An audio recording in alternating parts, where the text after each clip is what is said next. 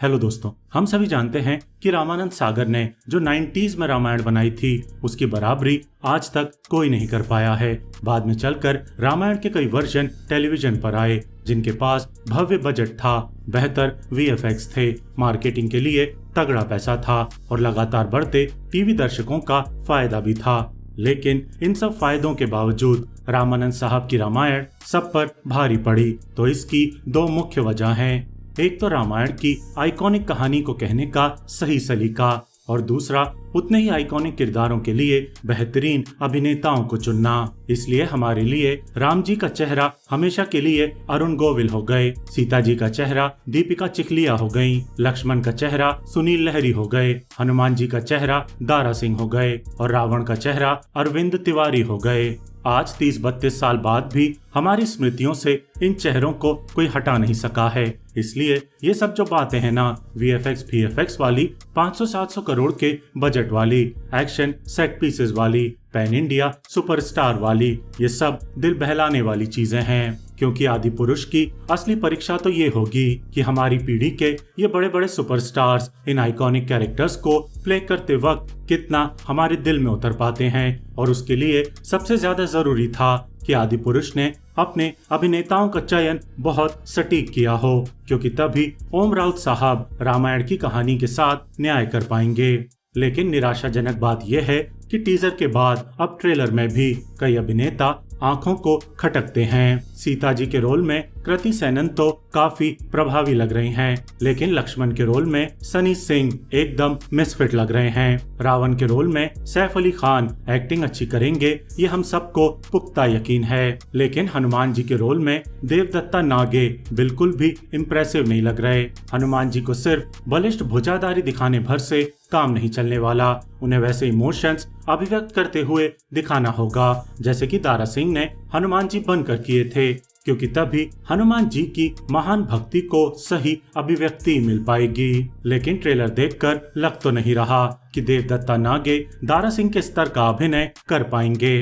प्रभास से भी बहुत ज्यादा उम्मीदें लगाने का दिल नहीं कर रहा, क्योंकि उनके चेहरे में वो तेज, वो आकर्षण ही नहीं है जो अरुण गोविल के पास हुआ करता था। ट्रेलर में जिस तरह उन्होंने संवाद बोले हैं वो भी बाहुबली वाले अंदाज में है और उनका चेहरा प्राण और मर्यादा जैसी महत्वपूर्ण बातें करते वक्त भी कोमल न होकर कठोर ज्यादा हो जाता है। ऊपर से उनकी ट्रिम्ड मूछें भी राम जी की पारंपरिक छवि से मेल नहीं खाती, जो राम जी के चेहरे की कोमलता है, आकर्षण है, जिसे अरुण गोविल ने बेहतरीन अंदाज में अभिव्यक्त किया था, वो प्रभास के चेहरे पर मौजूद नहीं मिलती है।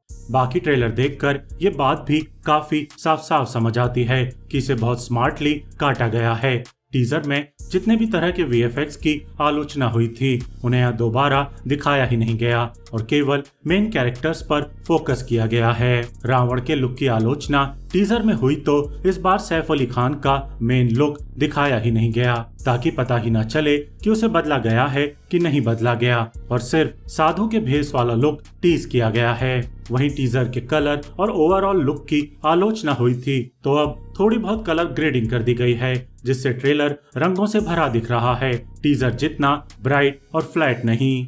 लेकिन ट्रेलर देखकर इतना तो समझ आता ही है कि वीएफएक्स में कुछ खास बदलाव नहीं किए गए होंगे और वानर सेना और लंका की सेना उसी स्तर की कंप्यूटर कारीगरी से पैदा हुई दिखाई जाएगी जैसे कि टीजर में हमने ऑलरेडी देखी थी। और ये इस फिल्म की एक बहुत बड़ी कमी होने वाली है कि ये कंप्यूटर कारीगरी पर बहुत ज्यादा डिपेंड नजर आ रही है और टीजर और ट्रेलर का लगभग हर शॉट भारी भरकम वीएफएक्स से भरा हुआ है। और सबसे निराशाजनक बात है कि ये कंप्यूटर कारीगरी भी कोई आला दर्जे की नहीं नजर आ रही। न सिर्फ कई किरदार पूरी तरह एनिमेटेड हैं, ये लाइव एक्शन फिल्म की जगह एनिमेटेड फिल्म होने की फील तक देते हैं, बल्कि रियल लोकेशंस पर शूट करने की बजाय ज्यादातर फिल्म स्टूडियो में शूट हुई है। अभी कुछ दिनों पहले ही हमने PS2 में देखा हुआ है कि मणिरत्नम साहब ने श्रीलंका को कितनी खूबसूरती से अपनी कहानी का हिस्सा बनाया।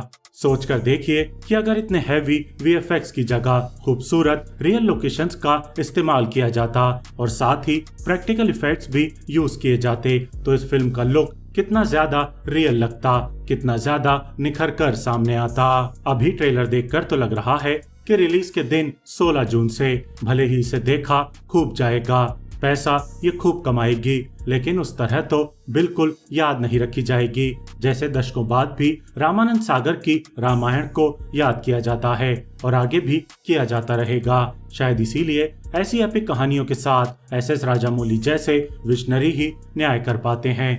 मिलते हैं अगले वीडियो में।